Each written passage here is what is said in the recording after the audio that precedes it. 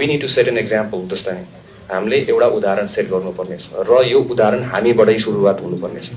परिवर्तनको सुरुवात हामीबाटै हुन्छ र त्यो पहिलो जिम्मा चाहिँ गृह मन्त्रालयले लिन्छ। अर्को के छ हाम्रो यसमा आर्थिक सर्भिस डेलिभरी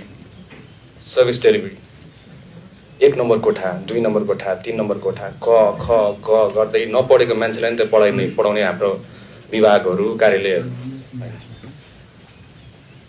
यसरी गरेर तपाईको हरेक कर्मचारीसँग अब कतिजनाको नियत राम्रो भए त ठिकै छ, तर नियत नराम्रो भएको खण्डमा चाहिँ भ्रष्टाचारको सुरुवात यहाँबाट हुने भनेर हामीले पत्ता लगाएको छौँ।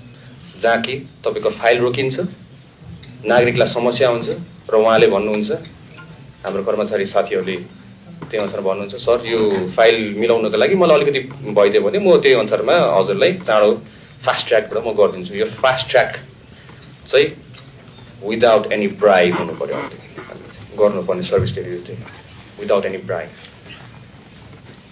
वान डोर सर्भिस सिस्टम पोलिसीको लागि हामी निरन्तर काम गरौँ।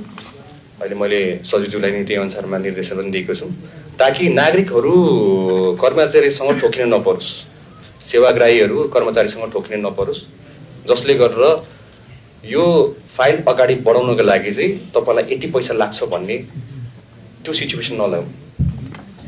नागरिकहरूले एउटा ठाउँमा तपाईँको निवेदन दिइसकेपछि अर्को ठाउँबाट चाहिँ उहाँको सर्भिस हुनु पर्यो भन्ने चाहिँ हाम्रो धारणा छ। मेरो विचारमा यसलाई नै हामीले सुशासन भन्छ। This is called good governance.